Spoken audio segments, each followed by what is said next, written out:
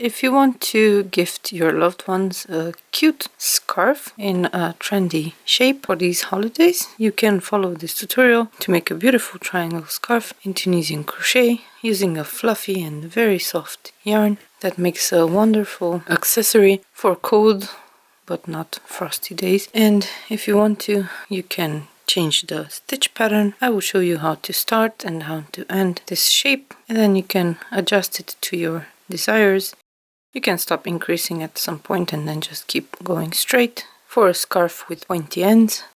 And what I love about this the most is that it works up so fast and you only need a very small quantity of yarn. For this scarf I used one ball of 50 grams of this type of mohair blend yarn, and it's thicker than the usual mohair. You see, it has 225 to 195 meters per 50 grams, which means it's twice as thick as the regular mohair, and it works up much faster. I recommend using this type of yarn for this project because the fabric still has structure and it will not compress, but it's also very sturdy because we are doing Tunisian crochet. If you were to knit with this, you would have a very flimsy scarf or shawl. What you need for this scarf is some of this kind of yarn. 50 grams will make a big scarf like this that you can wrap around and tie in the front. You could also use a thinner mohair if you don't want to use a wool, because the people in your life don't have so much time or patience to wash things by hand. You can use a synthetic mix like this one. This is Diablo by Hobby, or you can use an acrylic. You can give it a bit of steam when you're finished to remove the curl. And for this yarn I recommend using a 7mm hook. You can use a regular crochet hook or a Tunisian crochet hook without the cable, because you can fit a lot of stitches on a hook. You can even use one of these long ones. It doesn't need to be double-ended. If you use thinner yarn, you might want to go down a hook size. To finish off this project, you will also need a regular crochet hook that's slightly smaller than the Tunisian crochet one. I recommend a 6mm or a 5mm. It also helps to have a stitch marker and a tapestry needle for the end of the project. We begin the project with a magic ring. And if you're not familiar with magic rings and Tunisian crochet, I have a separate tutorial on the channel about this. So we just make a loop with the tail on top, insert the hook from below, pick up a loop, chain one, that's the first stitch or the first loop. Insert the hook into the magic ring, pick up a loop, chain one, and repeat that one more time. Now we have 3 loops on the hook. And then we yarn over both or 2 twice. This is the first row, and when we close the magic ring, all the 3 stitches will start from one point. For the second row, we increase. In this pattern, I will show you 2 ways of increasing, but in the first row we increase using full stitches. So we insert the hook between the 2 stitches here before the first simple stitch. Then we make 1 Tunisian simple stitch by going behind the vertical bar of this stitch here in the middle, and then we finish the row by going behind the 2 vertical bars here at the end, drawing up a loop, and then chain 1, yarn over both or 2 to the beginning of the row to return. And because this is the increase row, we can mark it with the stitch marker. This is just so you remember how many rows you have made with a specific stitch count. So here we had 4 loops on the hook before starting the return pass. Now we will make 2 simple stitches and then the last stitch, chain 1, yarn over both or 2 to return. And then we repeat this once more. And then the return pass. Now we have 3 rows with 4 loops. Next we increase again. We go in between the first loop and the second, pick up a loop, and then 2 simple stitches. Last stitch, and you can mark the first stitch of this row now.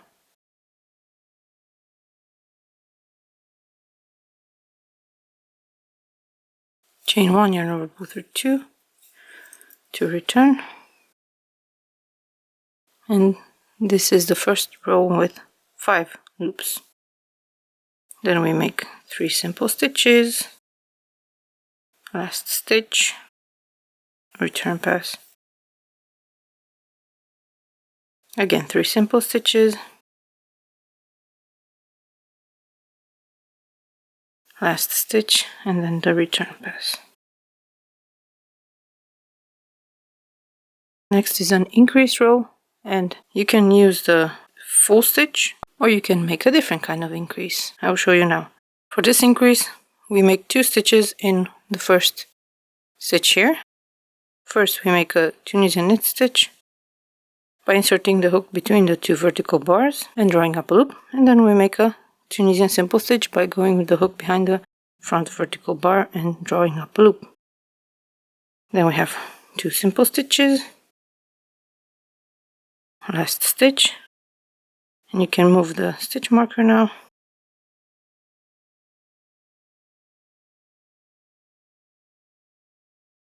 Chain 1, yarn over, pull through 2 to return. You can also move the stitch marker at the end of the row or at the beginning. Now I have 2 rows with 4 simple stitches.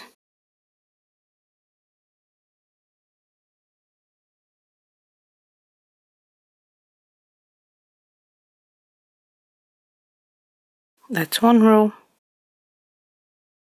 and 2 rows.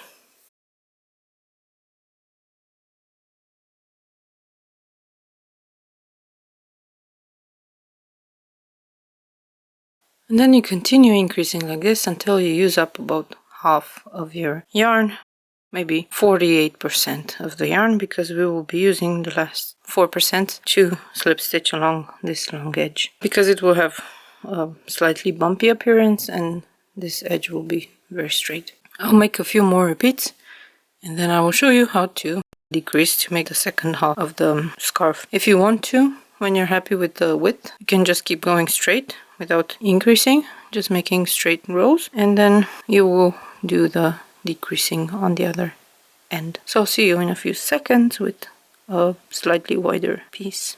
When you're satisfied with the length of your project, if you're making the triangle, you now have 2 options. You can stop after you make a row with an increase, or you can make the 2 straight rows to have a softer curve here on the point. So it's your choice.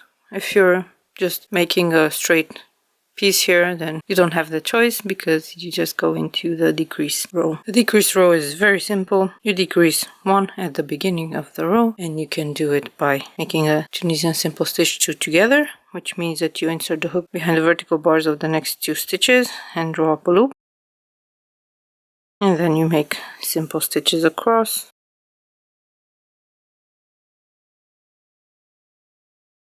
And last stitch, chain 1, yarn over, pull through 2 to return.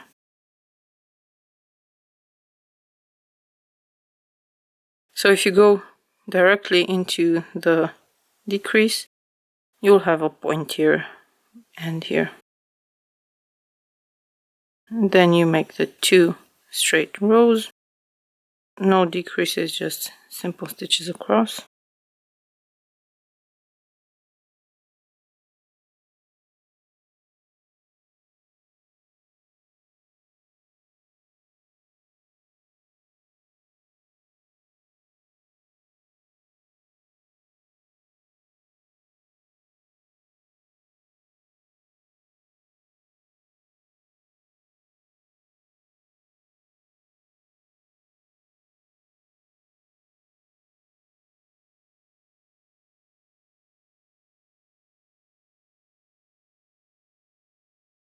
That's 3 rows. So the next one is one with a decrease.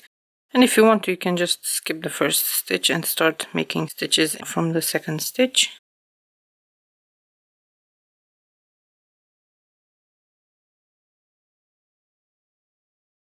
That's another way to decrease. You can do whatever you want because it's your project. So You can see this doesn't leave a hole here. Just like with the scarf that was made on the diagonal, you can barely see the decrease there.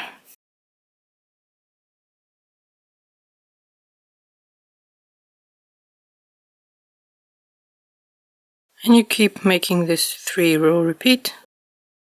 1 row with a decrease, 2 rows with no decreases.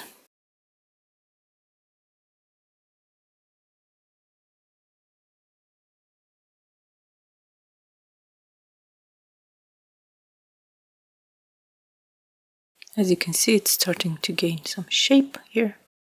So I will finish this and I will show you how to end the shawl when you have just the 3 stitches left. After you finish the last row with 4 loops, you do the last decrease however you like. I will just skip the first stitch. Pick up a loop in the next stitch to make a simple stitch. Make the last stitch and then yarn over, pull through 3 to finish the scarf the same way as it started. If you want to, you could also make 3 rows with 3 stitches and then finish it off, but then you would have to do that in the beginning as well. Now don't cut the yarn, turn the project to the back, switch to a smaller crochet hook,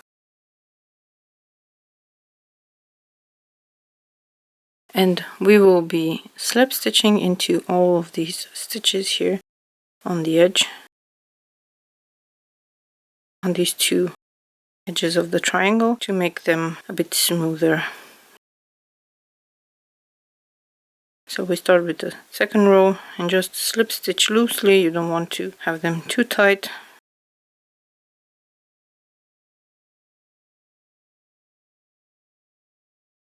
This helps keep the edge neat and it looks nice on both sides.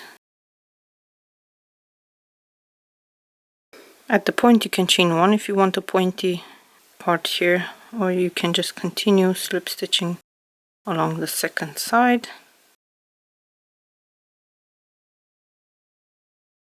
And you can see where I made the full stitch, there's a bigger hole than where I increased without the full stitch, so be aware of that when you choose the type of increase.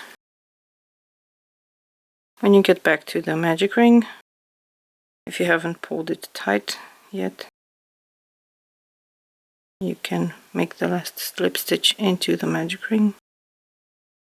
And then you cut off the yarn and pull the end through here and weave in the end. And I have a separate tutorial on the channel for how to weave in ends in Tunisian crochet. And as you can see now, the edge is much nicer here and we have a triangle with a much nicer shape. You can block this into shape before you gift it. If you want written instructions for this tutorial, they are on my blog, and you can also buy a printable PDF from my shops that allows you to support this channel and to get more cute Tunisian crochet and regular crochet tutorials from me. I thank you so much for watching and I hope you check out the other tutorials that I've created for you for quick gifts or very intricate projects. And I will see you in a future video.